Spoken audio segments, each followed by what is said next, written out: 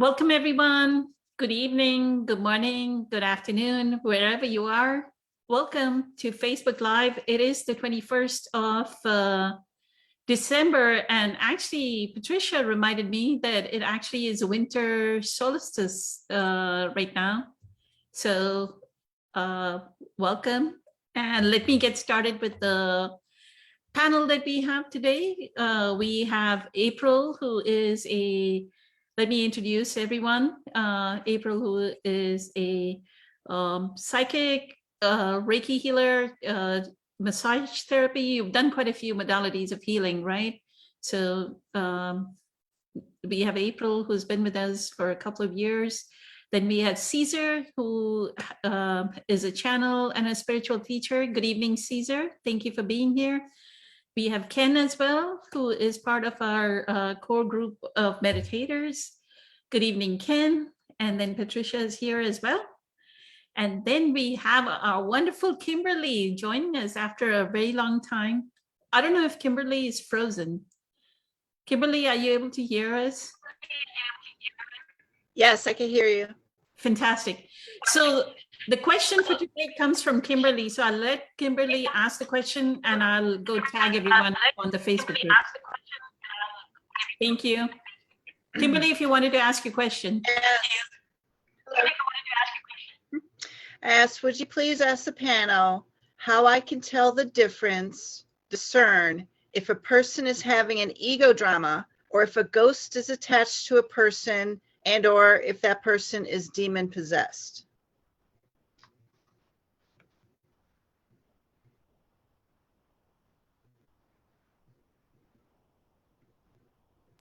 April, did you want to answer that? I'll let you get started. Did you want to say it again, Kimberly, or actually post it on the chat so everyone has a chance to read it? Right. Thank you. Thank you.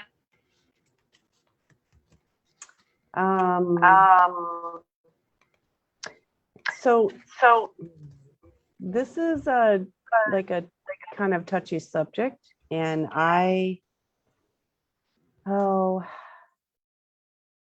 tend to have a different view on this from others.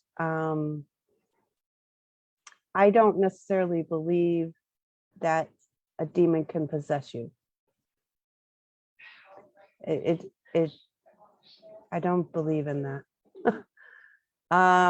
There is like negative energies. There is positive, negative. There is light and dark. However, a demon actually possessing you, coming in and taking over your soul, that's not something that's not a thing. It's not really a thing. Now, what I do believe is happening is if a person is lost, if a person is young, if they don't have coping skills, if they are not conscious or practicing consciousness, that is how far away they are from source. So it can seem like maybe they're possessed or they don't have control over what they're doing.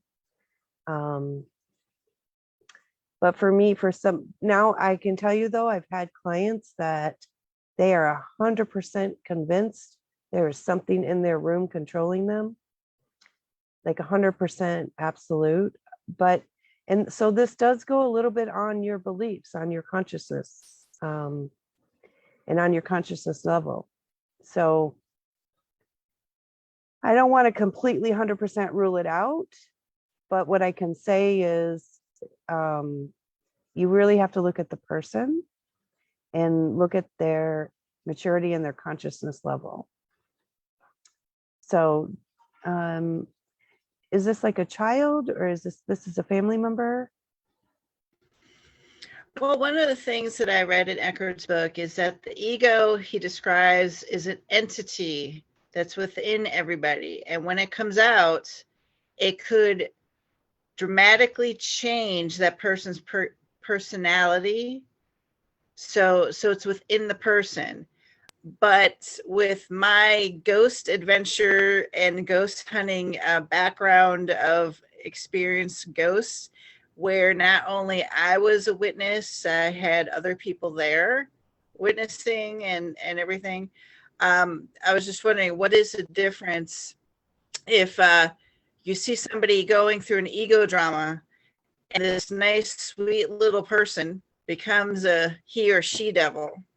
You know, that's Well, the ego yeah, coming out. But then you that's, got on go the ahead. flip side, when a ghost attaches to you, it could oppress you. And so much with the demonic entities, as if you've ever watched any of the ghost shows and everything, there is it's an outside energy source attaching to the person, not the ego within. That's the difference. That, you know, so a demon, if somebody who's demonically possessed or has a ghost attached to them, they can exhibit the same behaviors as when the ego comes out and changes a person's personality.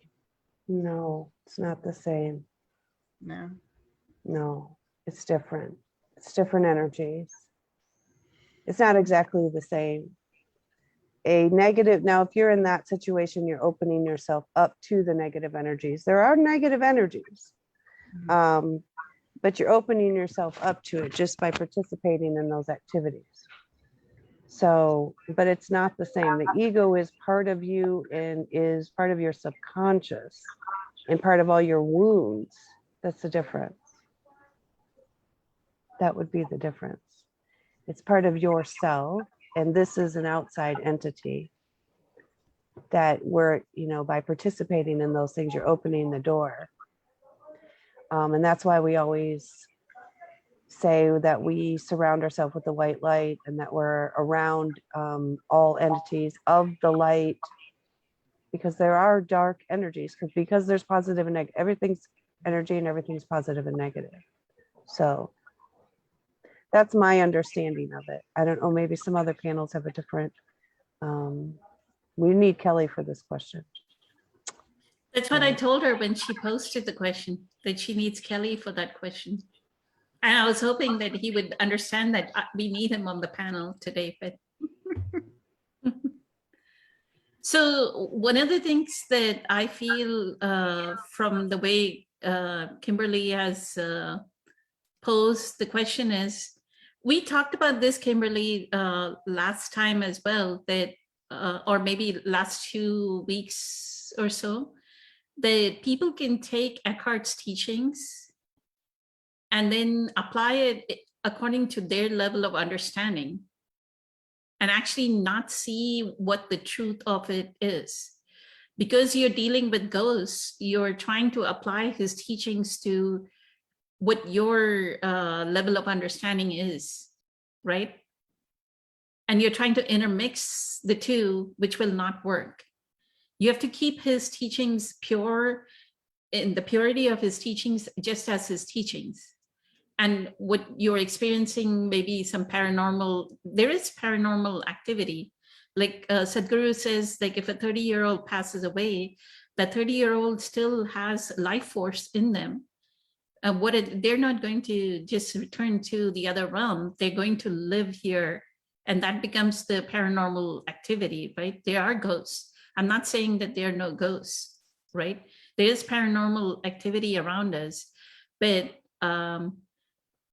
like April said, thank you so much, April. You're always amazing. The entity that Eckhart is talking about is the pain body. And this is, the pain body is any unprocessed, like as children, like my mom always said, like she would beat us and say, don't cry. Right? I don't want you to cry, because that would make her cry, right? I think that would make her upset that we were crying. So she would say, not a peep out of you, no crying, right? Just 1 second, I'm gonna remove the, okay, so that I can see everyone. Change my view to gallery view. So she would say, not a peep, don't cry, right? So what we've learned is to not process our negative emotions. Like we're feeling this resentment, we're feeling this anger towards our mother's anger. Like I can remember my 3-year-old self, 4-year-old self, I'm feeling this anger and I'm eating those emotions, right?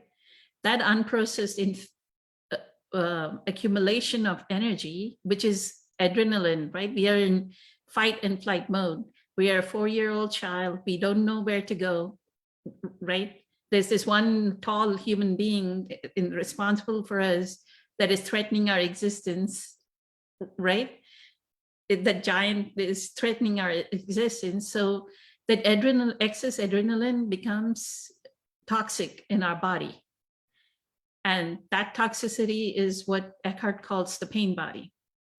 That becomes an entity. That is the entity that he's saying that one day there's a sweet person coming right down the stairs and going, hi, how are you doing? Next day it's going, the same person is like a really, obnoxious anger and like demonic anger on their face, right? But that is their pain body that is coming out. They're not possessed by anything. They're not possessed by a demon or anything of that sort. What Eckhart in his teachings is talking about, he's not talking about any kind of paranormal activity. He's just talking about the pain body. Like when the ego, the pain body uses the ego, right? Or actually the ego uses the pain body to feed itself, right, April? It's like a cycle. It's going to use that pain, like feed on that pain. You want to talk about that, April? Yeah, so that's what I meant, like the subconscious, and then the ego, it is in a sense an entity. I mean, Eckhart's using that word. It is something that kind of lives inside of you. And it is full of basically all your pain, all your negative patterns, all the things that you've went through in your life, mostly the negative beliefs that you hold about yourself, and then all of your defenses. And those can be triggered at any point in time. And somebody says something happens, it links you right back to a pain that you had before, a pain in childhood, and you have this reaction, and it seems sudden and out of control until you become conscious. So it is different than what you're talking about. What you're talking about is something coming into someone. Now, I have had channelings, readings that I've done where I'm talking to somebody's loved one and I'm using words that I would normally use. Is that person in me? No, but I have channeled their energy. So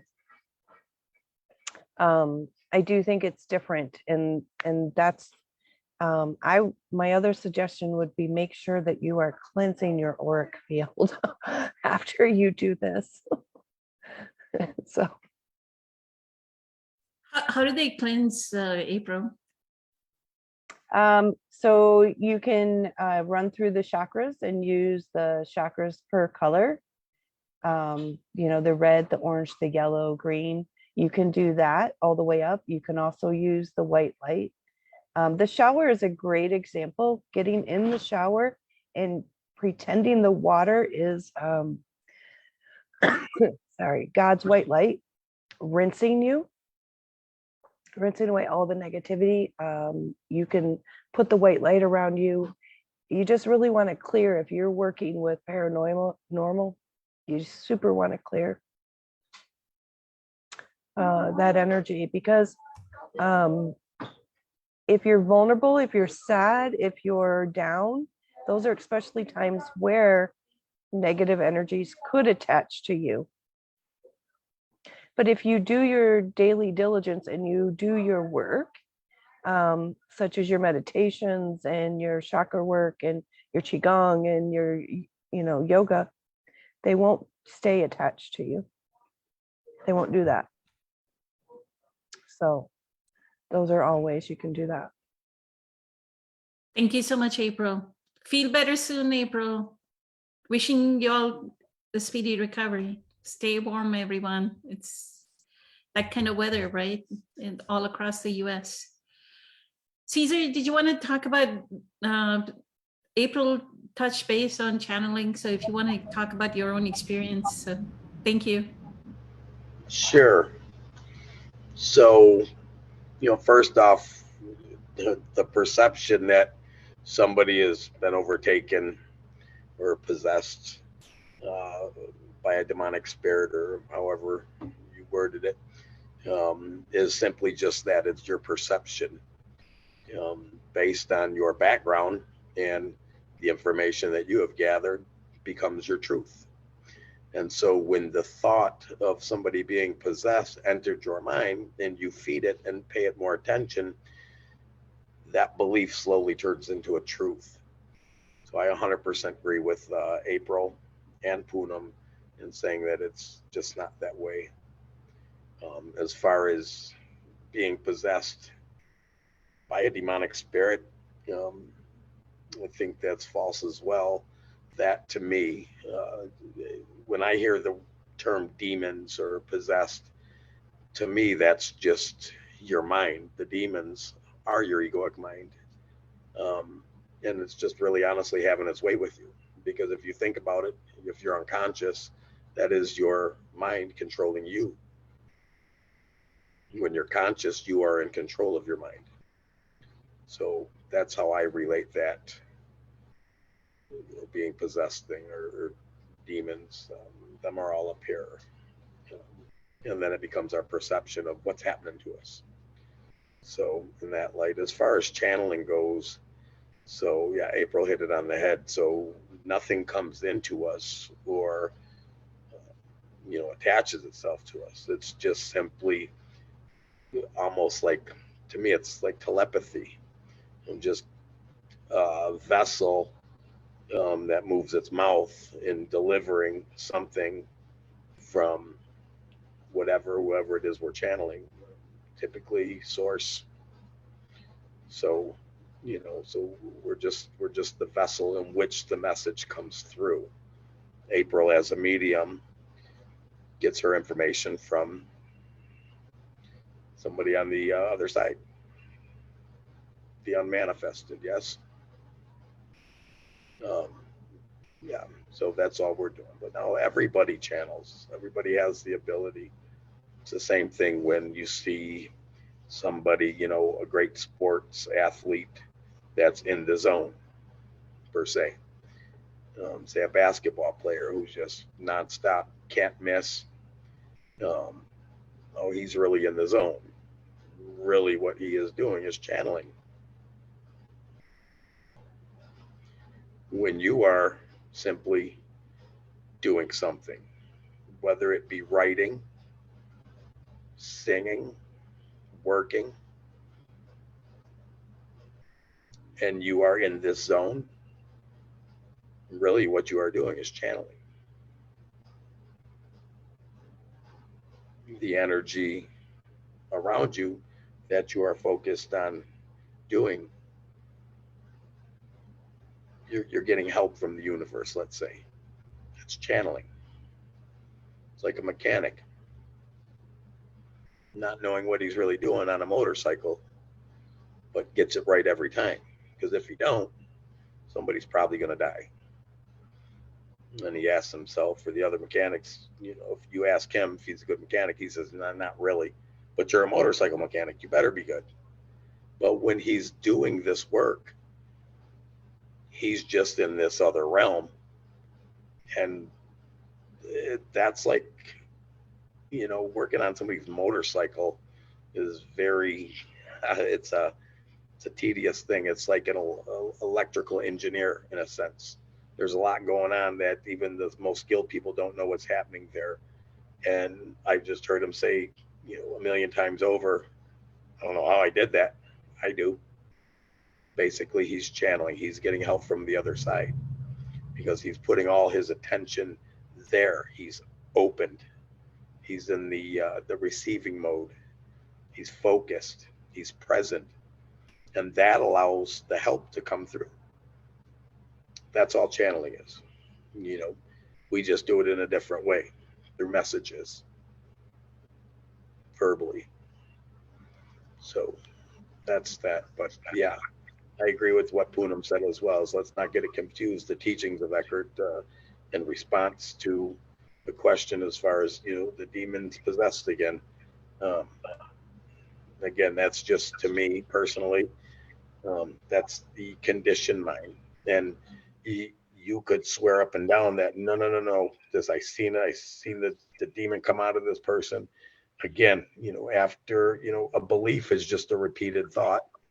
And after you hold on to a belief so strongly and you identify with that belief strongly, that becomes your truth. It's not an absolute truth, it's your truth. And it doesn't make it an absolute truth. So that's all that is. That's all I got there. So it's safe to say that when you see somebody turn like that, it's their massively ingrained pain body coming out. It's the response to the pain body.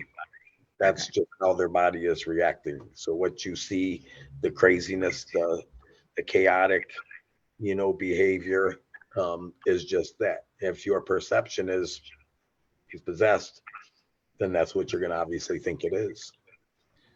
So I was thinking too, Caesar, what do you think about this? Because if we're ghost hunting or we're paranormal hunting and we're in areas where these entities may be, these entities would be in the negative nature, negative energy.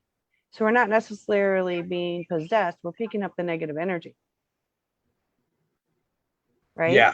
Yeah. Just for like if sure. we're in a negative room, we're on a negative bus, we're at it, right? Yeah. So we're encompassed by it. We're surrounded by it. If you start to identify with it, then it can, in a way, become you. When you identify with anything, it becomes you to the egoic mind. So it goes back to exactly what you said is ego drama. I guess that's a good term you can use. But yeah, I agree, April. Yeah. Yeah, because all it is at the end of the day is energy. You can dub it as a spirit or a ghost or whatever you'd like. And it doesn't always have to be negative energy. They're out there and it could be good energy, just lost. You know, just have the attachment to the world of form still. You know, too much life force within them, as Poonam says. Good question, though. Incredible. Thank you, Caesar. Thank you, April. Ken, did you want to say something about this? Yes, yes, I do. Wow, what a great question. And just as April had said, and Caesar, about the ego versus ghost and whatnot, I agree 100%. I don't feel that there is a ghost. I feel like it's the way we're interpreting something on how we hear things. And I've gone through personally different things through mediums that I've talked to my son, which has passed. I've talked to my aunt, my father, and he would come through mediumship and things being told, what he was wearing at different times, or the conversations I had that no one else would have known. I've been with an astrologist and being told that I lived past lives, 2 past lives. And one of them was like, I never told anybody. This was in 1999. And she says that I lived in the late 1800s and that I was a gay writer. And that I came back this lifetime because I actually had questions wondering deep inside if I was gay. And I've never been with a man, but it was just different things. Now I know I've wanted to write, and I know that I was a very sensitive feeling man, and I was made fun of a lot. And I craved love and attention growing up because I didn't get it from my parents. So it was just something where when the astrologist told me that, I started to sweat, and I'm like, I have never told anybody that. And here I am saying it on the air, and I'm like, it doesn't bother me anymore because I've worked through so many of my fears. But how my life was until I started telling the truth about different things, I can see how I played out different things. And I can see how I treated people unfairly. And it was like, I'm an alcoholic. I drank, and I realized that it was all my fear because I never went into my feelings. So I was very angry. So I had to work through different things. And there were times I thought I was just a bad person. I hated who I was. So what I did is I did a lot of things with my feelings and my emotions and the way I was treated. I wasn't allowed to show feelings. I wasn't allowed to speak. So I felt like I was just a simmering volcano until I got out of my family of origin. Then I blew up. And boy, there were a lot of people who got that wave of destruction from me. So that was one of the things. Another time I did a family constellation work, and that work, it brings you back into generations. And there was always this issue with my mother and her sister that they didn't have the same parents. When I went on, now I hadn't heard about it until I went to the family constellation, and somebody looked at me and they said, "What's this with your mother and her sister? And they have different parents." Now I had never heard anything before that. And I went, "What?" And then within months after, a conversation came up about that. And I'm like, what the heck?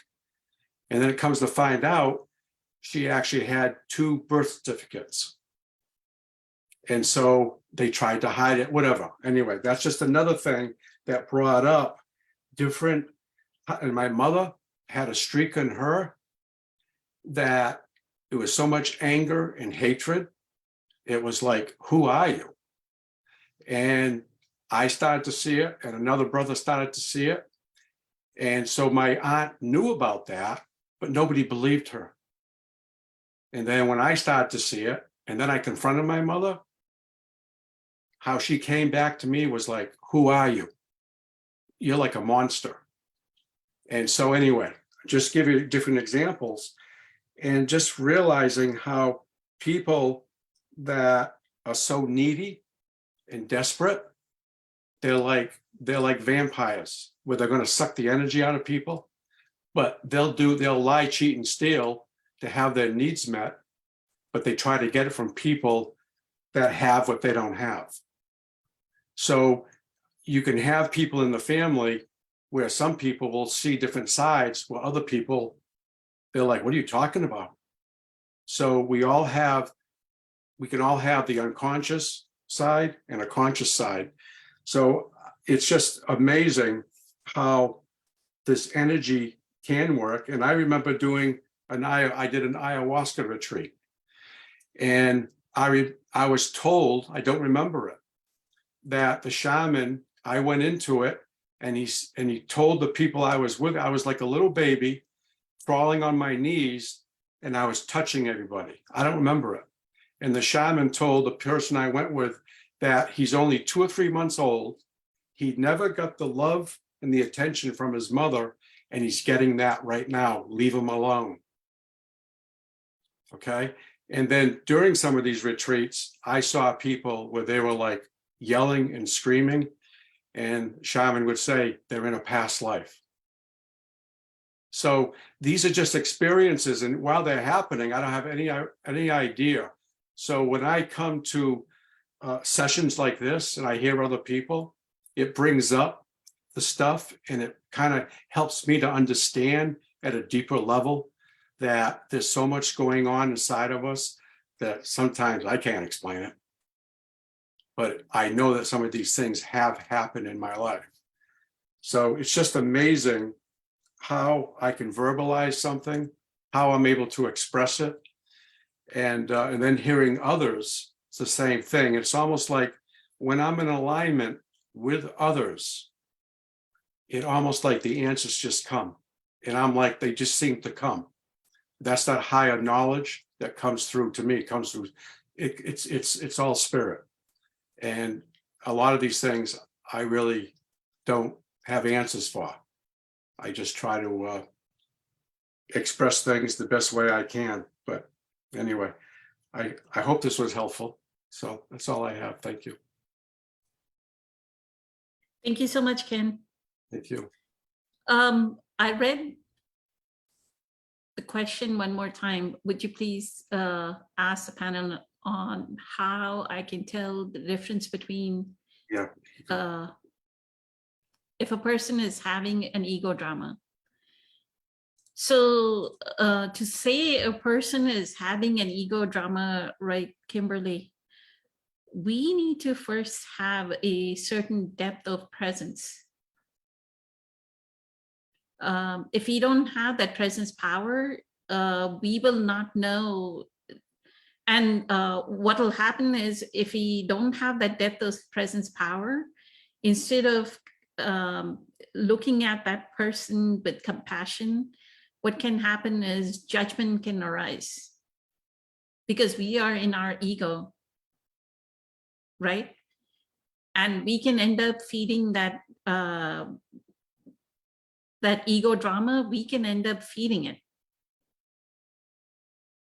because of our judgment. Eckhart in a talk, it's called "You Are the Sky." He says, if he judge somebody, right? Like if you say, my daughter is not going to ever learn how to cook. My daughter is never going to learn how to cook, right? The daughter will rise to that flaw and not learn how to cook. Does that make sense? Because the other arises, and this is like the law of attraction, that our judgment, the thought that this thought says the signal out, and the emotional experience draws the experience, right? The emotional field that we are in draws the experience into our present moment. So the thought that that person is demonic or is in the ego drama, our judgment will just inflate that ego drama.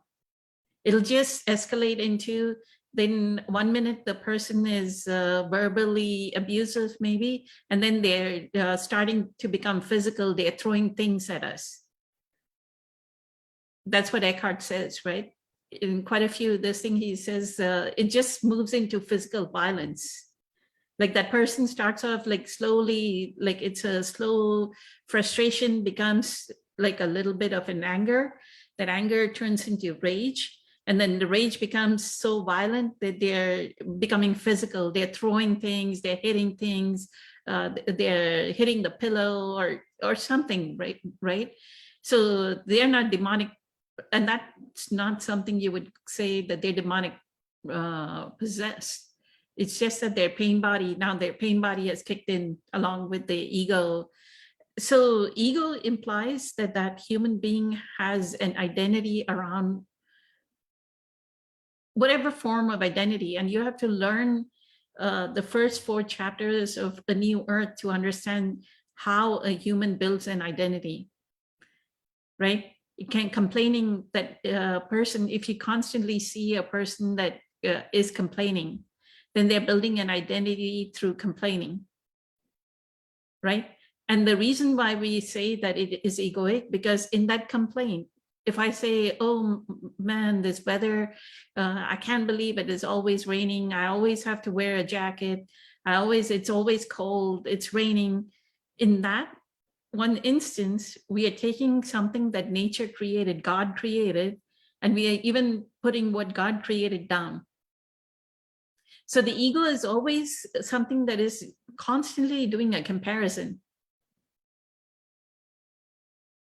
right?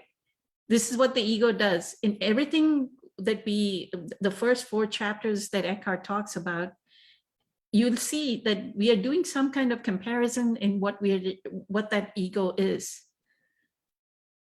And Cesar saying the momentum always increases whatever you place your attention. Exactly. Dr. Joe says where attention goes, energy flows. So write that down. Where attention goes, energy flows. One thing is like if we don't, for me, if I don't have enough presence power, I would not go anywhere where there are ghosts. Right? Because I'm just inviting more, I'm already a troubled person. I'm inviting more trouble. Like I don't know how to handle all this paranormal activity, right? I don't have enough strength to handle my energies itself. Then I'm going to go expose myself to all the more energy, right? Because everything is energy. If you go into the depth of presence, right? When we get into that brain and heart coherence, you'll just know of yourself as just pure white light, like white energy. You're just pure energy. This body, this beautiful face that I'm seeing, the hair, beautiful hair I'm seeing, that Kimberly is not actually Kimberly. Kimberly is just pure energy. Right? It's just pure white light. So if we don't know of ourselves as that pure white light, right? If I go expose, I wouldn't go expose myself to more other kinds of energy where I don't know, maybe the ghost is a nice ghost, maybe the ghost is negative. Why would I add on negative? If I already have a pain body, why would I add on more negative, expose myself to more energy that I cannot handle, right? I first need to learn how to handle what energy is flowing through me already, is what I would say. And I'll let April and Cesar talk. What do y'all say, April and Cesar? Like, would y'all recommend that we go work with ghosts? I personally would not, but there are people that do that, and there are people that they think it's fun and they enjoy it. I have somebody actually, one of my daughter's good friends, they do that. And there are some people who truly and wholly believe in all of that.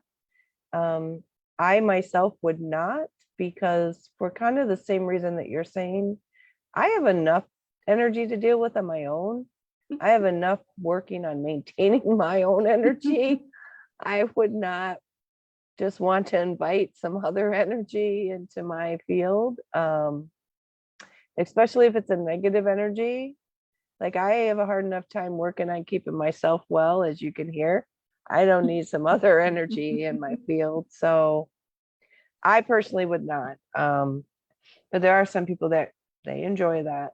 But I would really work on keeping your energy field clear. It is about consciousness too. And if you're in a room where there are some negative energies and you are open, and that energy, just like Eckhart said, he watched somebody be grumpy to him, and he observed that you can take on that negative energy if you're not conscious. So I always suggest working with the light as much as possible, the positive energies as much as possible. We really need harmony in this world. We need balance, we need harmony. So you want to be working with those positive energies as much as you can. Life flows up and down. So you're going to have times of negative and times of positive. I prefer to have more positive. So it's definitely not my thing, but everybody likes different things. So thank you, April. Cesar? Yeah, so I know this is off base, but I just gotta say it. Poonam, you look amazing. I was just thinking back a couple years, then I was thinking back a year, then I was thinking back 6 months, and I'm just sitting here looking at you going, wow, what a Thank you. You're just literally glowing. I have to tell you, you look amazing. You have an awesome glow about you too. So back to the paranormal thing. So I do have a couple friends and a couple acquaintances that do this. Some of them do it as thrill seekers. They like the rush. Others got into it for whatever reason. And they use it now for a learning experience, and they're on to bigger and better things. But what I can say about that, it's not for me either. I'll just say that. Does it exist? Yeah. I mean, it's the oneness. So we're one with everything. We're one with everything in form and in the world of the unmanifested. We're one with all that. So it's all around us always. What I will say, a little bit off base, there's much more than the human eye can see out here, than probably what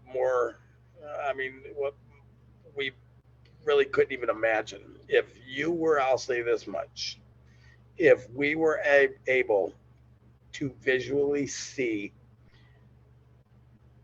everything that is right here happening in front of us, we would probably lose our minds. Seriously.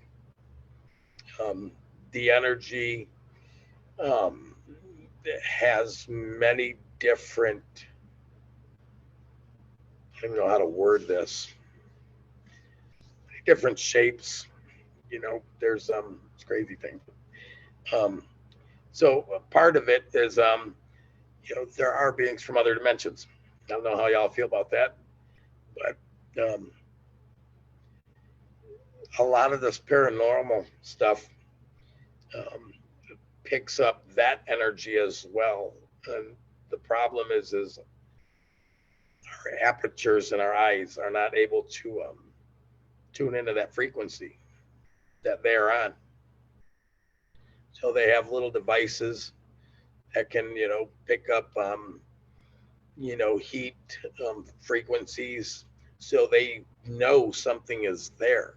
And what they have learned, from what I understand, is that the frequencies are different between that what you call a ghost versus, let's just say, an alien being. Two different frequencies totally. And again, our eyes just aren't dialed into that frequency. The aperture only allows us to see in this 3D platform of what we know as this world and everything in it. So yeah, there's a lot of stuff happening that we can't see. That's for sure. I've had several experiences that I actually seen the molecular dance. That's the best way I can describe it. And one day I'll tell you all the story about it, but it was only because I read the book, Power Now, that I knew. At first I tried to make sense of it, and it just immediately consumed me. The next time I was able to see the molecular dance, I didn't try to understand it. I just enjoyed the show, and I could totally feel the oneness with it. And I was literally crying I was overwhelmed with gratitude for having been able to experience it. But yeah, so yeah, the ghost thing isn't for me either. Nice. I mean, like I said, most people appear to do it for the, the rush, thrill seekers. In a sense, I guess that forces us or them into presence, in the same way Eckhart describes, a rock or a mountain climber or a race car driver whipping around the track. To us, they're adrenaline junkies. But we understand really what's happening is they are really just delving into the present moment. And as he states, if the race car driver comes out of the moment for even 2 seconds and his mind wanders off, was that my ex-girlfriend in the stands over there? Or I wonder what my girlfriend's doing at home, and he's doing 280 miles an hour track, chances are he's going to die. Same thing with a rock climber. If he's not fully present, that probably doesn't end good with him. So in the same way, the people that I know that are involved with the paranormal ghost hunters and stuff like that. I see it as that adrenaline rush and enjoying the present moment, because they are on this, like, that fine line of, now and then, like Zen, just walking that fine line of presence in the moment when they're doing what they're doing. So a lot of the people I know, well, I only know a couple, but to me, it seems like that's what they're really doing. But I do know a couple people that are using it as the opportunity to learn about, what this is all about, and learn and grow, knowledge. So, Well, when you say location is everything, I live in a vortex between Baltimore and Annapolis, Maryland, right in the middle. And if you know the history of the state, which I've come to learn, I'm not from Maryland. You have the War of 1812, you have the Revolutionary War, and then you have the Civil War that happened right in the land. And then all the Indian wars that happened here. So it's not that I go anywhere out, because I owned a haunted house when we bought our house. They were already there in the land. So it's not, it's not to say that, some areas where there's like, I forgot where it was, like an old asylum that's run down. You can go and ghost hunt there. But Sure, I'm but like, no, I live in a vortex. look at what you're saying, though. So it's the general consensus of the area that you're in, that everybody seems to talk about this as being, holy cow, man, we're like on a cemetery lot of ancient everything. Well, many of people have died throughout history exactly where every one of us are standing now. So this isn't nothing new. Okay, so you had a handful of people die more in a particular area that was known and talked about, and becomes the talking point. And therefore, what happens? It's starting to condition up here. And then it's starting to play out in the things you do and think. And then that's where you're putting your focus on the whole, perception of they're there. There's ghosts everywhere. I hope they're nice to me. And stuff like that. But do you see how it could build as being in that, geographical location, and it being the talking point of the town, as everybody in that town understands exactly what you just said. You heard it from somebody who heard it from somebody who heard it from somebody. And so now this, I thought Summer lives around the same area. who does? Summer? Oh, right on. That's cool. Yeah, but so I'm just saying how that, transpires into, the belief, and then the truth again of what you hear, because what we think is pretty much something that we've heard along the way from somebody else. That's all. Or I could just pick up the energies from the earth. That's if I'm in my now presence and I'm sitting outside on my porch, and it's like minding my own business, and it's like getting it's the clear senses that I have. It's like being able to tap into what actually happened here before this building was here, what happened here 100 years ago. So that's just something that, it's not that I go out to thrill seek. It's just I live in an area. Right, but how about living in the now? Because you're going back. You just said you like to go back into that 100-year mode. See where I'm going? When you're out on your porch, try not to delve back into the past like that. Mm-hmm. Delve into the moment that's right in front of you, and that will just slowly dissipate and won't be as much, on the forefront of your thoughts as much. And just let that simmer down. Give your energy to that, which makes you feel good and happy. Like bare feet on the ground is a good one. Puts you in touch that way. But Incredible. Thank you so much, Caesar. I think one of the things Caesar touched base on is the thrill seeking. It may be some form of thrill seeking within you as well, Kimberly, that you want to go in that, what Caesar is saying, you want to go in that direction. Like your attention goes in that direction of ghosts. Like I never sit and think, oh, can I meet a ghost, or can I go ghost hunting, or is there a ghost around here? Which you never know, they could be a ghost right here, right? We don't know how much paranormal activity is all around all of us. Because it's not, like Caesar says, it's not visible to the eye, right? So the one pointer all over again that I would give is to get to that depth of presence, because you know, the thrill seeking that you're seeking is very momentary, right? It's just like what Caesar was talking about. It's just like rock climbing. Okay, the rock climber can climb.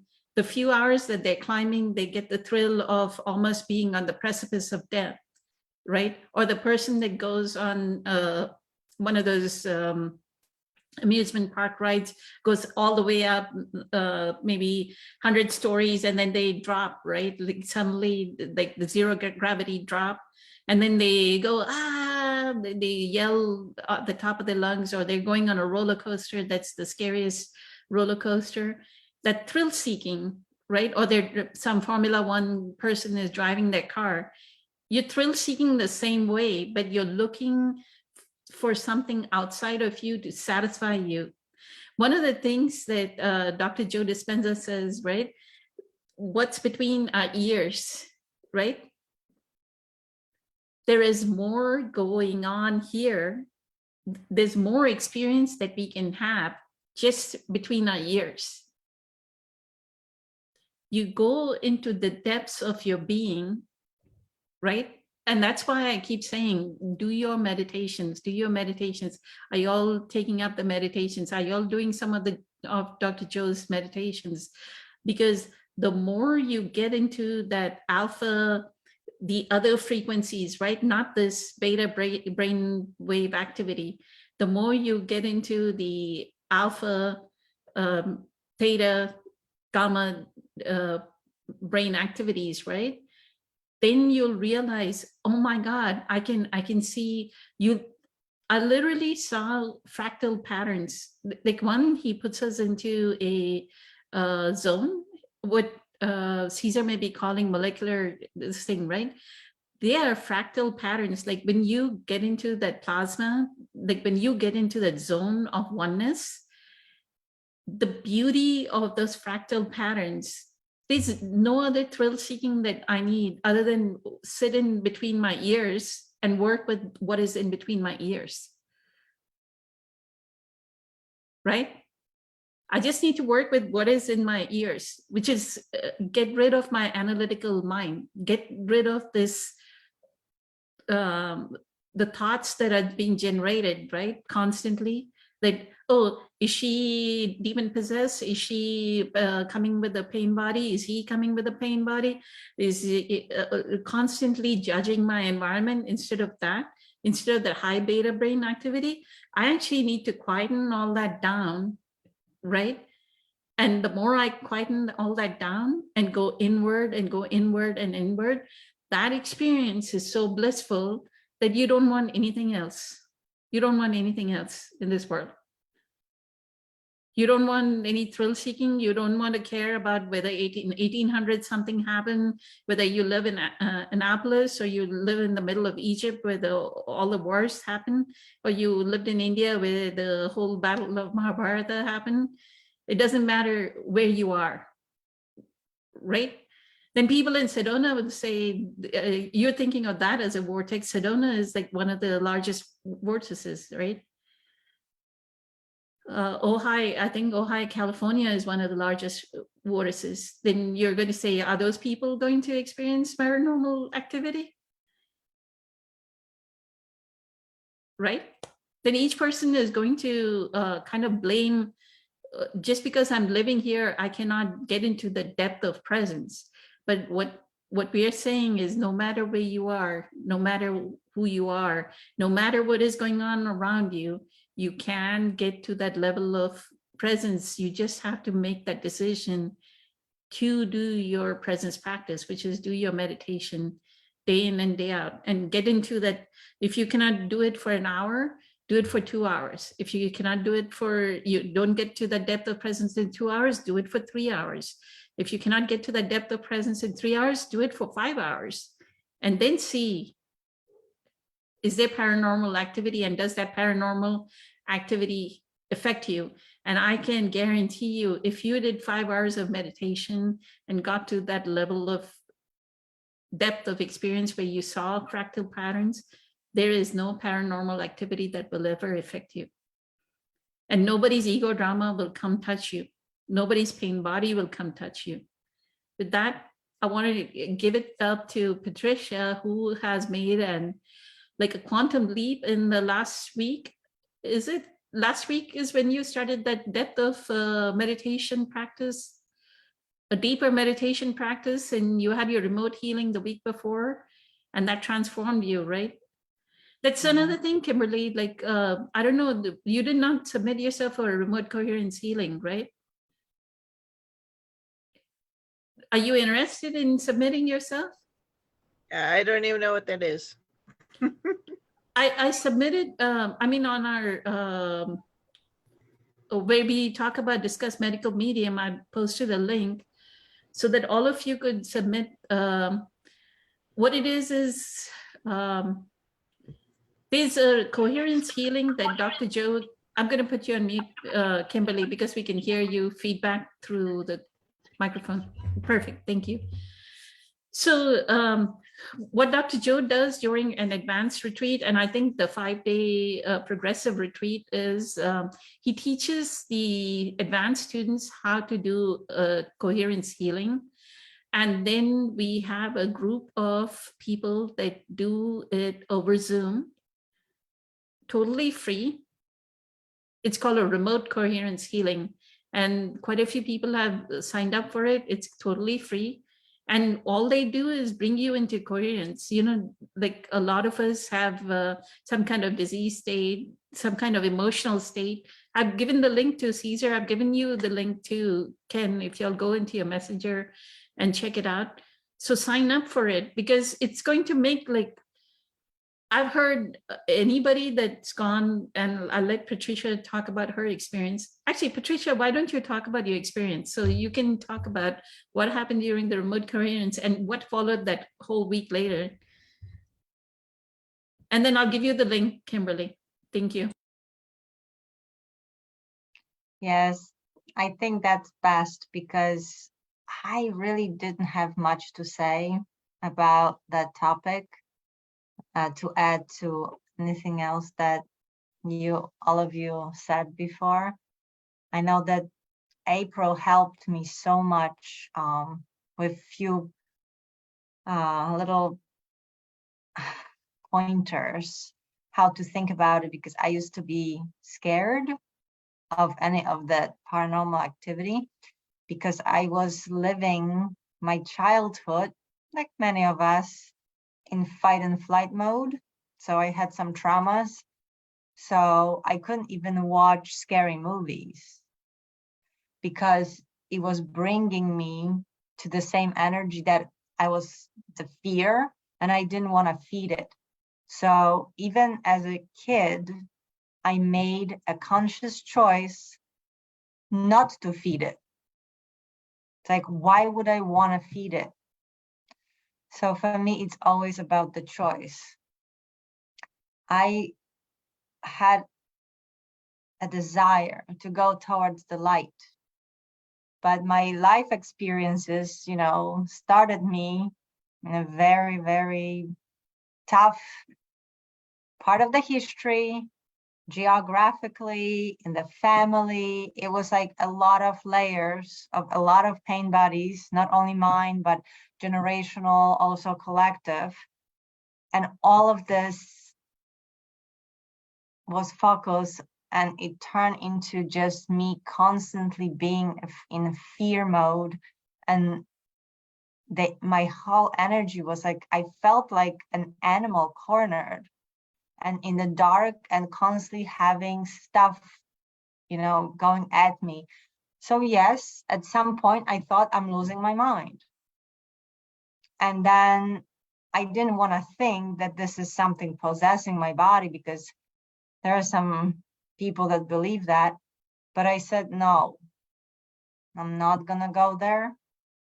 I'm going towards the light. And one of our sessions, we talked about a little bit about the afterlife and a little bit of ghosts activity, what happens.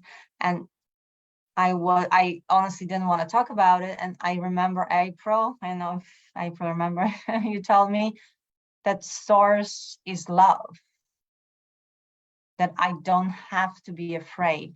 And that was just like a wow, aha moment to me. It's like, oh my goodness, it's just the way you think about it. If I think about it, that source, it's love, there is no devil and angel. There's not, like, I did not want to give any energy in my mind to all that negative demons.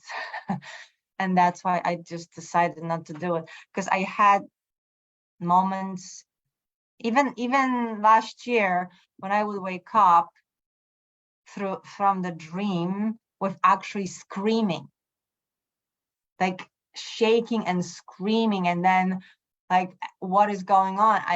It's like, well, then I got on medical medium, on also meditations, and it was all the illusions or sickness of my mind, of them not firing and wiring the same way, of all the pain that I accumulated, not only mine, but generational, from years and years. And talking about living in this space, I grew up in Warsaw, which for 3 times as long had people being tortured and killed on that land in, I don't know, I want to done with numbers, but it's like 10 times, maybe 100 times more than never happened on the American continent altogether, in just this little freaking city. So that would have, like, drive anybody living there insane. There is concentration camps on Polish soil with enormous, what happened there, and I visited one that still have a big, ginormous pile of ashes. And then we went through all the barracks. And after around like half an hour of just visiting it, because I wanted to show it to my husband. And yeah, I just got headache. Like, I don't want to be here. It's like imagining it's like, so you choose not to. It's like, I don't know, like Caesar is telling if that's a thrill for you, but it wasn't for me. So I had a friend who loved scary movies where everything's being sliced and she said, I see beauty in violence. I'm like, okay, we cannot watch the same movies then, because I love movies about heroes that overcome their challenges to become better people, to reach their higher self. There's that an enormous part of presence that happens for them. And that's where I think Eckhart Tolle also came in for me. How do you get to your higher self, to connect to the source? Why would I want to give energy to that? I don't want to say judgment, because saying it's crazy, it's like this paranormal activity. That was my judgment, that's the low energy that I don't want to give my life force to.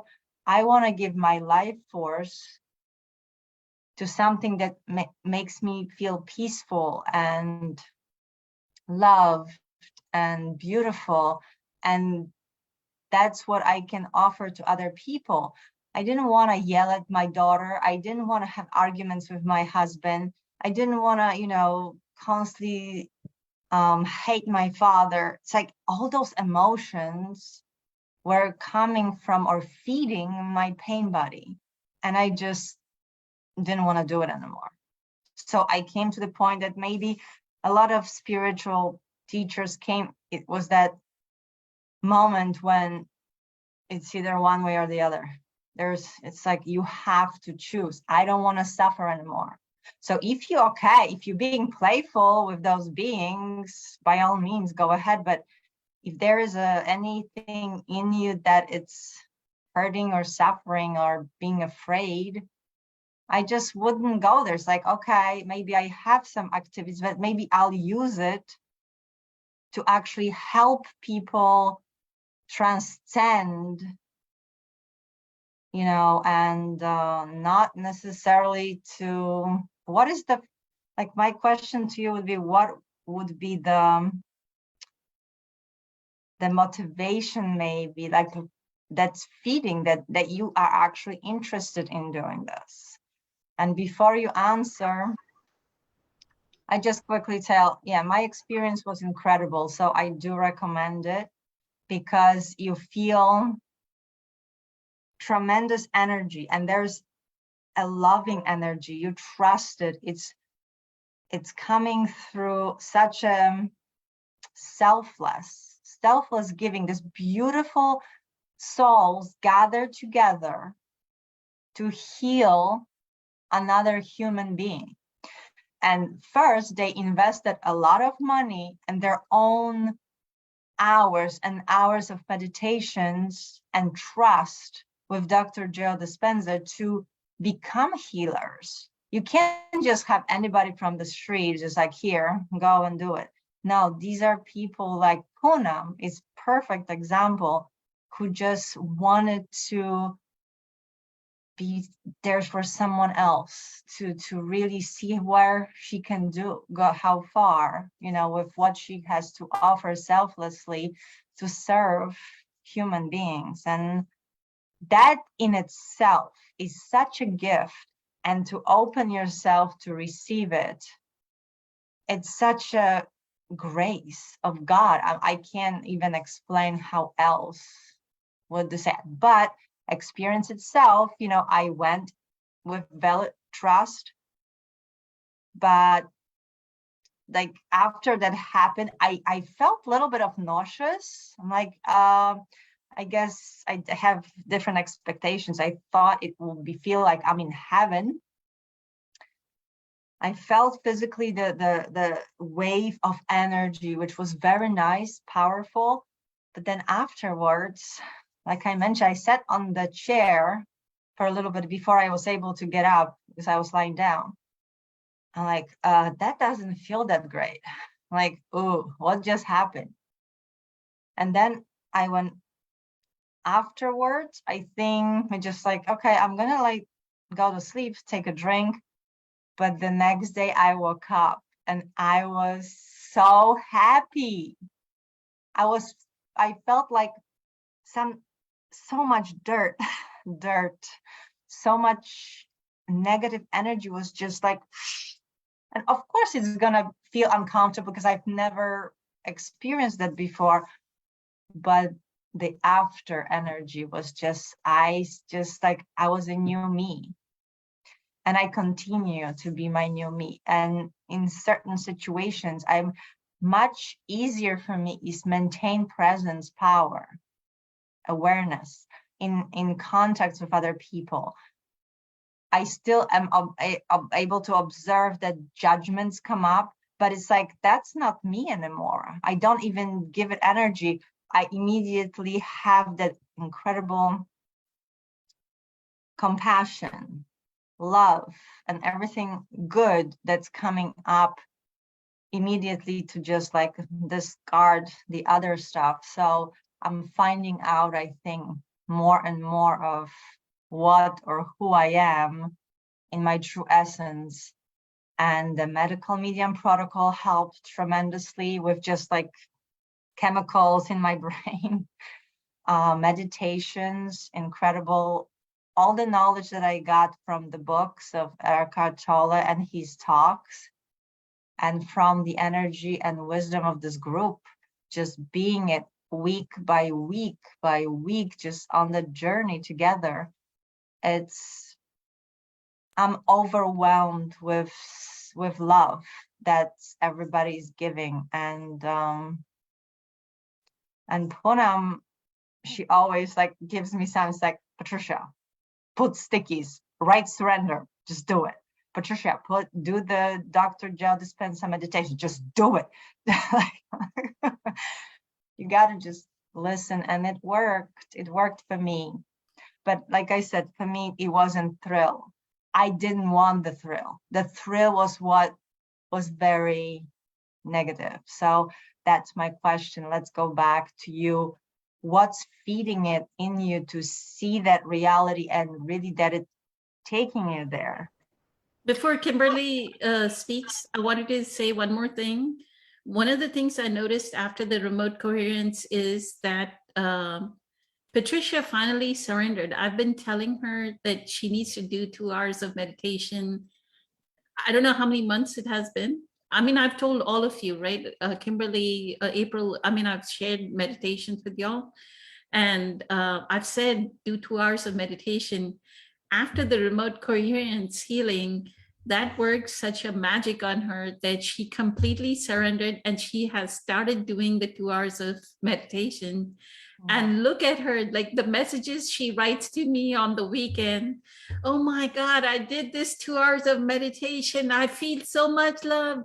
I feel love for my parents. I feel love for everyone. I feel love for my ex-husband.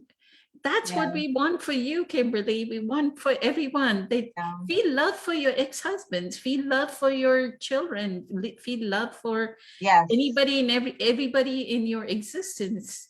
Because that's what we are. We are a vessel, and that is what happens during the remote coherence healing.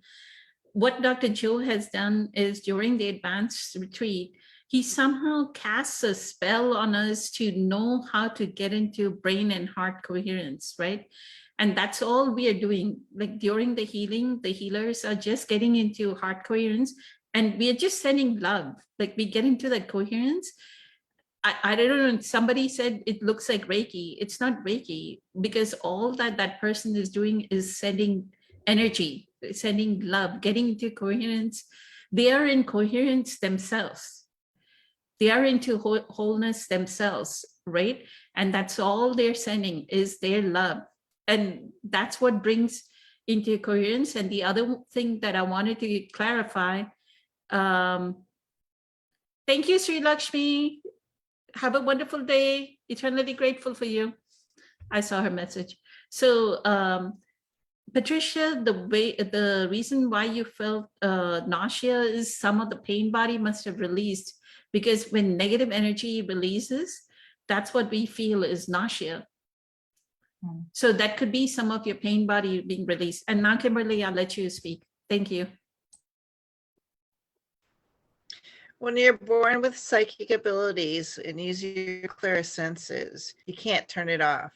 So thrill seeking, I went on ghost adventures with my daughters because I'm a clairsentient. I could feel the ghosts and get imprints and feel the situation. I could feel a room. Objects, holding objects, you get imprints in your mind from it. Where my daughters actually can see them. So when we went on the ghost walking tour of Annapolis, the Shipley House, the host said, there's a girl in the window on the second floor, and the historic Annapolis, it was, I think, built in the 1700s. So, you know, we're walking around, you know, something for my kids to do when they're here on visitation. Well, when we got home, my daughter drew a picture. But you're not, so sorry, you're not answering my question. You're telling me the story. You're not answering why you're going. Why you're going for those story. I'm telling you the story of why we're doing this, because my daughters actually see them. And when we went on the ghost walking tour, she drew a ghost of the little girl in the window. And I was like, oh, okay, let me talk to the ghost tour guide. And I emailed her the picture of the little girl my daughter drew. And the ghost tour guide confirmed that that was the little girl in the window.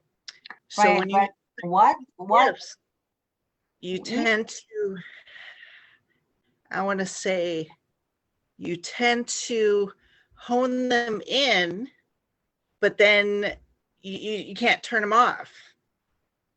So Why being can't you? Why can't you? April, are you a psychic? Can you turn yours off?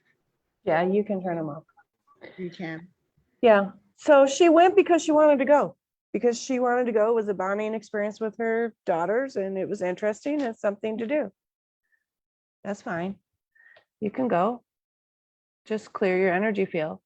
But you can turn it off. And that's one thing, I think when Caesar was talking to you and you were talking about sitting outside and being in the vortex and being on the land that holds that energy. I have things that come and happen to me all the time, and it is, I can control it, and it happens at will, or not my will, if you want to say that, right? But I will say not now, and I will no. My energy comes in from the right side, and I will say not right now. I'm not going to pay attention to it. So you can not pay attention to it. If I was in a space like that and I felt some little girl, if I was on that adventure, I would inquire into what she wanted from me or what she wanted me to know. And then if I felt that it was a negative energy, I would have shut it right down, and I would have wrapped it in the white light and asked Jesus and Archangel Michael to come get it. I wouldn't have entertained it. So she did it because she wanted to, because it's fun. That's source experiencing itself, right? But but you So- know, in your case, April, it seems like you have, and that's what we are saying, Kimberly, you don't have control. Like you seem to be not in control, like how April is in control of her energies, right? Good night, Caesar. Well, she can be. I don't know. Merry Christmas, I Caesar. don't know. Like you can Many be blessings. in control of it. Thank you. So it's something that, you know, I don't have know a if feeling you're, because she's saying it's influencing her, right? Because she's feeling demonic forces and everything. So I feel it is impacting you negatively. The way your question is answered, the energy of your question, now I'll go to the depth of the energy of your question, seems like it is negatively impact. The sense I get from the question is it's negatively impacting you. And what we are saying is if you have enough presence power, and that's where your attention should go, is in developing your depth of presence, so that all this is within your control, whether you have clairsentient, you're omniscient, you have remote viewing, you have any kind of siddhi, right? What is called a siddhi in India, any of these abilities, you have intuitive powers, you have mediumship, whatever is your power, you have to have control of your power, not let that power control you. In which you have to train with it. If you're born with it and you don't realize you have that power, you have to train. You experience something, especially when you have children and they tell you that they see something in your house.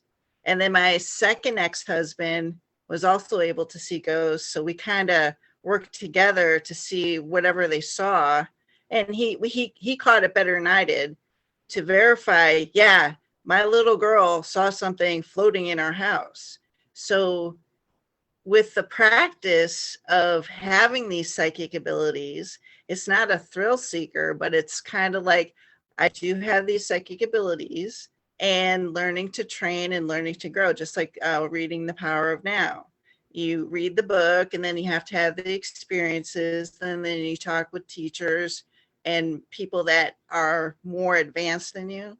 So that's why, yes, I should have control over it, but that's probably why I don't like being around anybody, because I'm an introvert. But that's what my question was how do you tell the difference? Because when I go out to be around somebody, is it there, it's like, because I have experienced these, I want to say, paranormal experiences and everything, and verifying facts that paranormal activity does happen, is that that person's ego taking control of them all the time? So that's kind of where my question was, is it always the ego doing this, or is there paranormal activity that not everyone can sense or see or have the psychic ability to see taking over somebody when things happen? So that's kind of was The answer is the same, that you need to have enough presence power. You do not have enough presence power. You may have an ability, it almost says you have an ability, like, somebody may be a great artist, does not mean that, like Michael Jackson may be the greatest artist, doesn't mean he has enough presence power in every other area of his life. Once he gets on the dance floor and once he starts singing, he is the most present and somebody that can attract millions of followers, right? Does he have presence power during the rest of his life? Obviously not, because if he would have had a different life, right? So just because one area in our life we have some kind of great ability doesn't mean all other areas. Now I have presence power and I can determine that this person is coming from ego or not. You cannot determine that the other person is coming from ego or not. If I'm not in presence, how can I determine that? I'm already in my ego. I'm like already in my ego judging the other person. Poonam, also a question to Kimberly. Why would you want to know the difference? What would you do with that knowledge? If you saw a person being overtaken by the ego, and in your question, versus possessed, what would you do differently?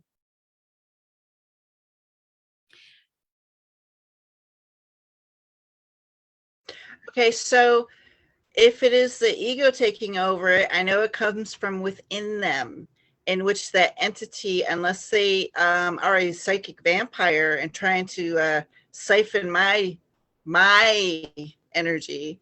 But if it is a demonic entity that is knowing that it can jump from person to person without, it's not within that other person. So it's kind of like, not to say psychic defense, but it's like trying to protect myself from whatever that person has. If it's within them and I could tell that it's their ego, then it's like, okay, it's within them, it will stay with them when I leave them and go home. But if it's a ghost or a demonic entity, that particular being might follow me home. So that's kind of the difference when you're working with paranormal activity versus the ego. So you would clean your energy field. So you would clean it.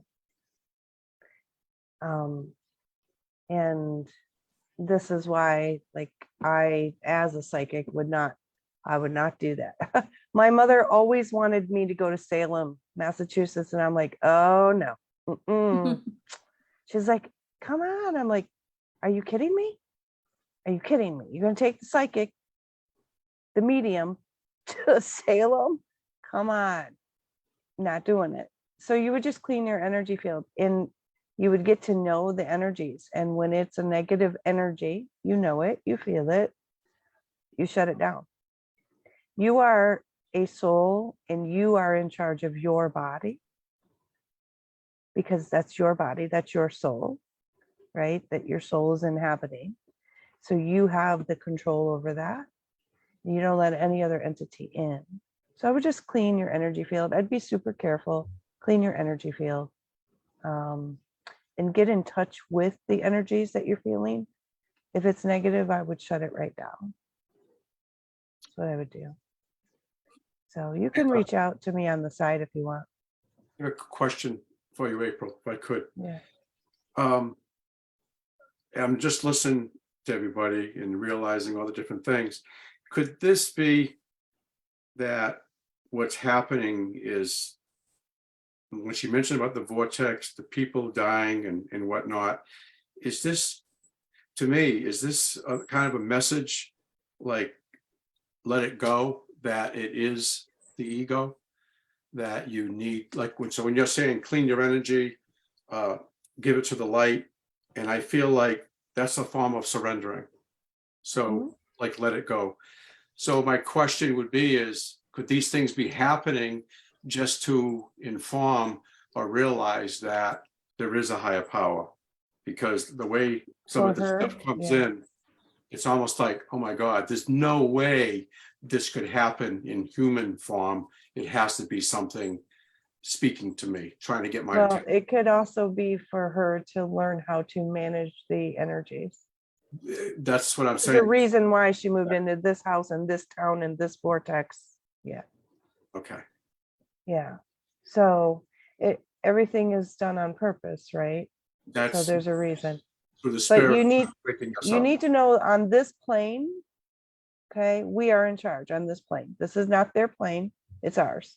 They Correct. don't, we are in As control. long as we're in consciousness, in that field of consciousness. You Is have it not? control here. Okay. All Yeah. right. So if, whether you feel like it's negative or demonic or what have you, you are in control on this plane. They do not have control over you.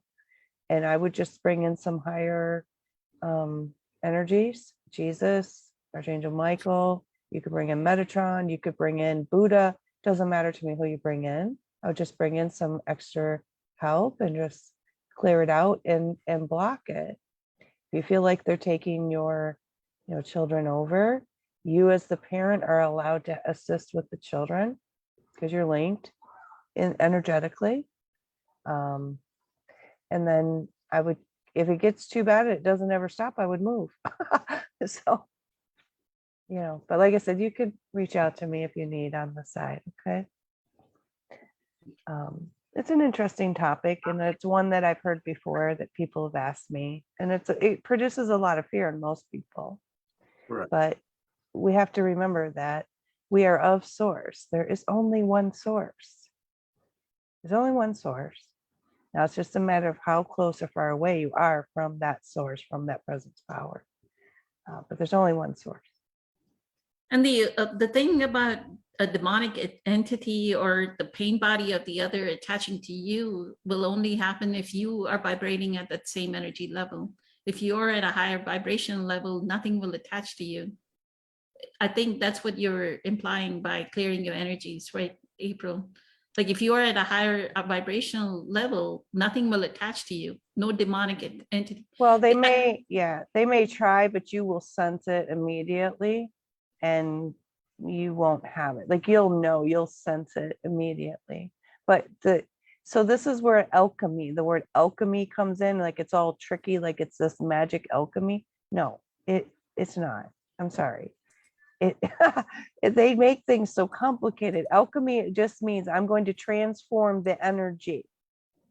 So I feel a negative energy and I project positive presence power, and it alchemizes, it transforms that energy.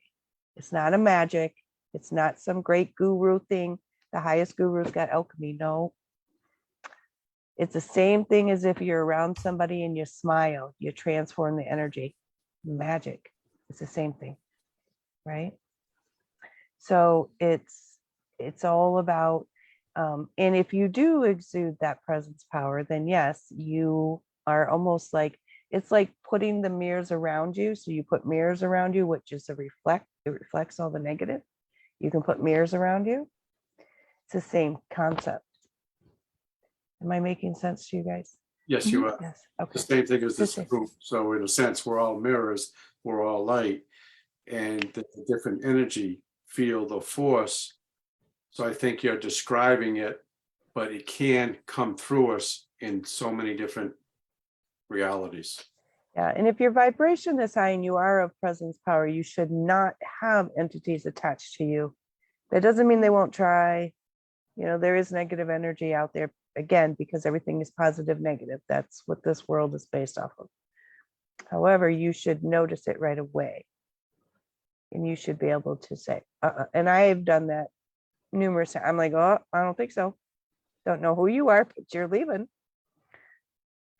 So, and that could be at the grocery store, it could be on the bus, it could be, I don't ride the bus, but it could be, you know, if I walk into a home, somebody's home, and there's times where I've walked into somebody's home and I'm like, okay, I'm leaving, we're going, we're done.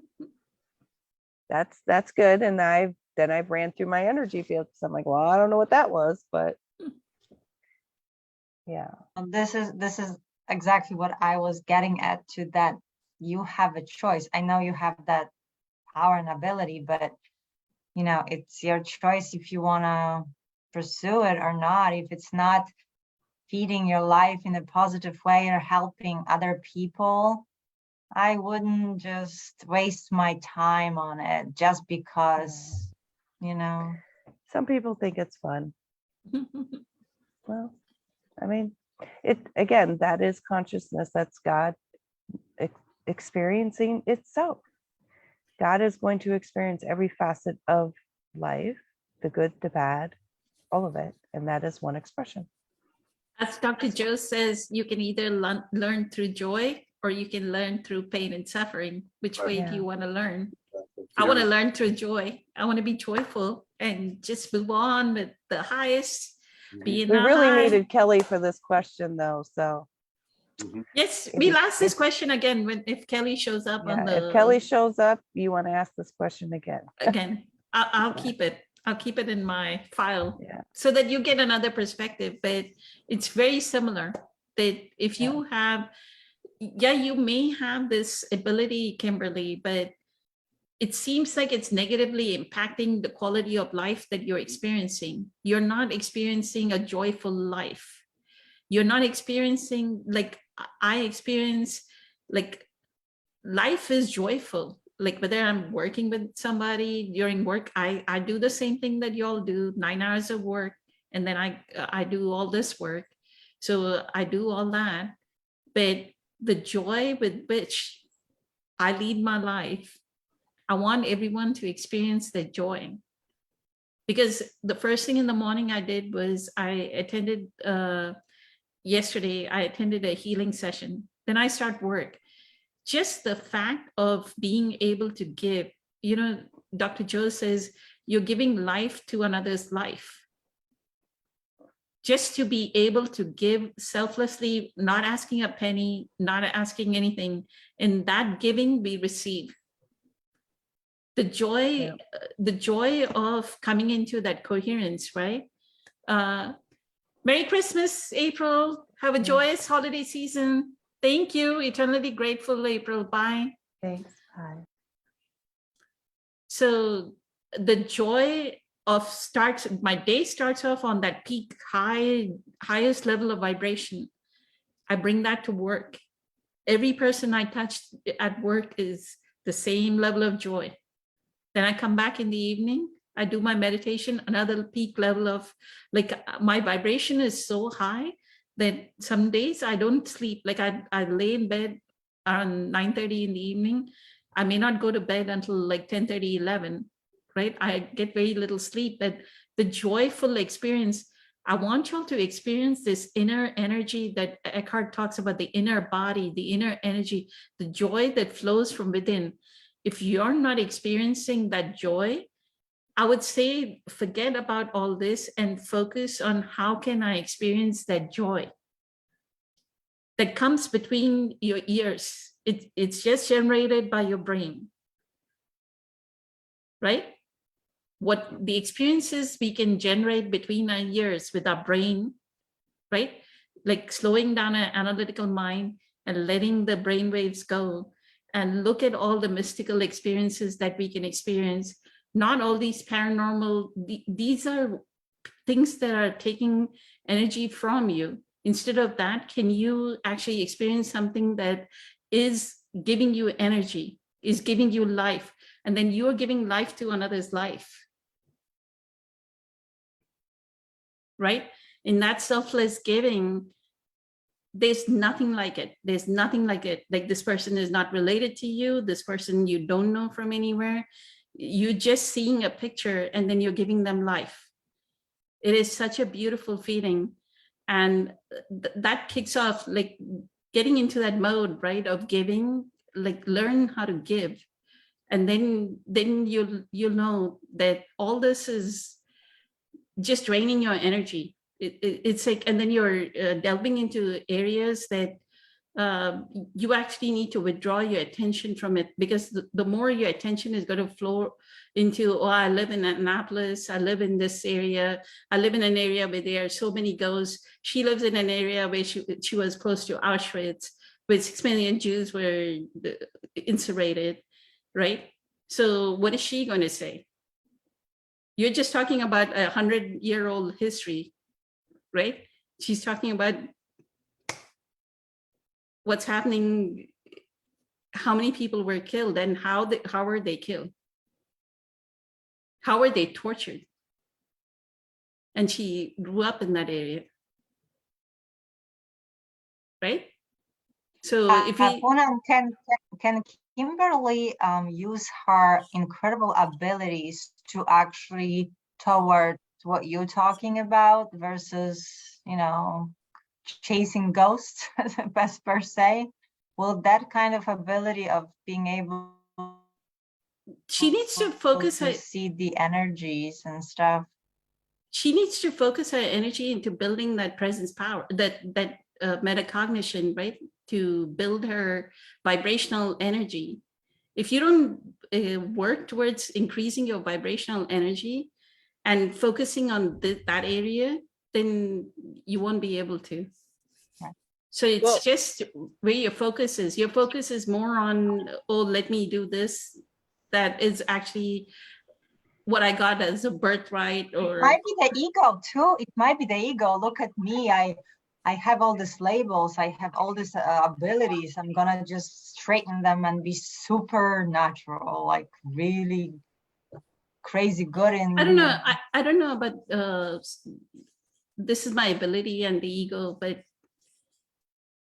yeah, don't identify with it that you have that ability. Yeah, that's what I meant. Don't build an identity around it, is another thing. Patricia is kind of right. Don't build an identity. I'm clairsentient. Well, one of the things when I reread The Power Now, I just read it in May of this year.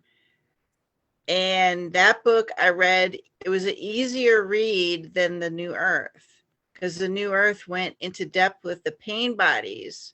And when Eckhart was talking about all these different pain bodies, it's stuff that it triggered me on stuff that I totally forgotten about.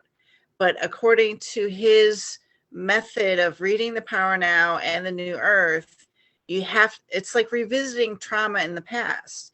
Yes. It's like it's like you just bury it into a repressed memory, and it manifests in a negative way. So that's why The New Earth was a little bit harder for me to read. And I think I'm going to give it a go again to read them again, because I read through them, and now I'm studying them. And now it's like, okay, because I highlighted a lot of things in both books that at the time that I was reading that was interesting to me, or I need to come back and revisit. So it says I've only been reading the book since, I want to say, May of 2022. So I'm like in the phase of the pain bodies that are resurfacing without me realizing that they're resurfacing. So that's kind of like, if you've been doing the presence power for years, it's like, you know, go back to when you first read the book and see how much the pain bodies, because a lot of things that he talked about, it's like I went through that, but it's like the way he explained it in the book and the different types of pain bodies. I was like, I didn't realize, it's like I didn't realize that. So that's why just going through the books again, because I do listen to his YouTube site on topics that he has, and I do think I went through a lot of them. But like I says, watching the YouTube, does it stick in my brain for what he said? No, because I got to watch it again because he just talks about a lot of things in his little excerpts for different topics. So that's why I think I'm still going through in trying to heal my pain bodies, and it could take years. Exactly. Would point. you consider reading before you reread the New Earth, reading maybe the Untethered Soul?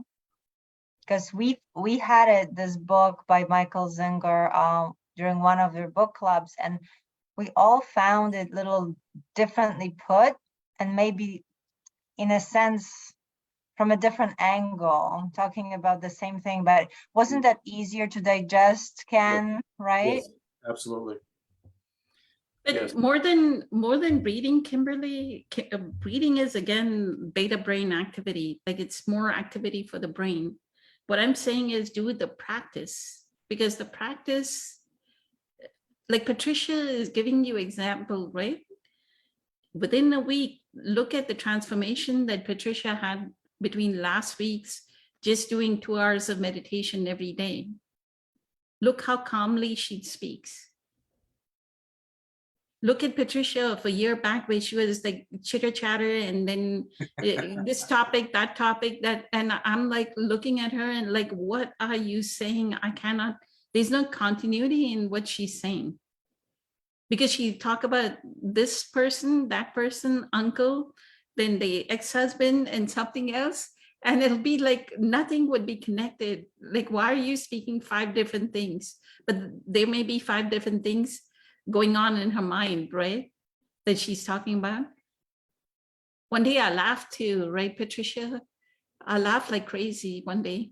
Oh, I loved it. That was a huge awakening because I was so tangled in my train of thoughts after another. And I see you all of a sudden hysterical laughing, and that brought me instantaneously to presence. Like, oh, that's what she meant. I was just thank you. That was huge. Thank you, Patricia. So we have to get out of our mind. Presence and getting into where we can control all these energies and actually detect that, is this person coming from the ego? Is this person, I mean, if there is an aura around them, there's a some kind of paranormal thing around them, all that, your presence, and also your presence will be the one that is a shield. That when you can interact, you won't be introverted anymore. You'll be okay with going in and meeting people. You meet people, what happens is this becomes your shield. This becomes like that cone of light around you that is protective barrier. That's what happened to Ken. He started liking people, right, Ken? Yes, no, it's amazing how the transformation can happen, and then realizing it does start with us. But I realized I was always trying to get answers on the outside of me, and I was full of pain and suffering. And then when I went inside, that's when the shift really started to happen, and the pain and suffering started to dissolve. And I love the way Poonam was saying about how you were talking, and I feel like at times I do that myself. And then I get nervous and I get frustrated, and I realize that there's still more stuff that I need to dissolve or look at and stay centered and get in presence, and realizing that presence is a form of surrendering and letting go. And when you feel that peace, it's almost like there's no attachment to any fear. It's almost like it's just a lightness and a gentle, loving presence that sustains us. Make the decision, Kimberly. So many examples in front of you of people that do the work, which is called, you do your meditation, do your 2 hours of meditation a day. Ken, how long did it take you to get there? Honestly, I started my work in the late 80s, and it was amazing. I would go through different waves, and then coming into this group and then really learning this work, I want to say I've grown the fastest, because I actually had to go back over what I thought I had already worked through. So I'm repeating. So I love hearing you about, oh, reading the book and you felt this. And I'm like, it's amazing, because we're picking up the crumbs. We're picking up different things that are helping us, because we're not the same person. Like tonight, and then you watch tomorrow, you'll have downloading, you'll have more information. And it's amazing when we really stretch ourselves. And then at times I'll feel a little bit aggravation, and I welcome it. I say thank you, because the aggravation is something that I need to look at, because that's my stuff that really isn't clean or clear. I'm still holding on to something, and I need to let go. You know what happened to me when I had another situation with supervisor, the service manager. Again, he said something to me like, I don't want you to talk to him or whatever. I'm like, I observed my reaction. My ego wanted to come out. Like, how dare he? I'm a manager. And he is openly, it's like, but it went just so fast. It's like, thank you. It's like, and then the quote from the Shack. The other day, I was just looking for YouTube, and Netflix was right next to it. And the first advertised movie on Netflix was the scene from Shack, based on the book. And it's a conversation between God and the person that was brought in. And he is asking, he's like, why did you bring me here? Why here, right? And the God says, this is where you get stuck.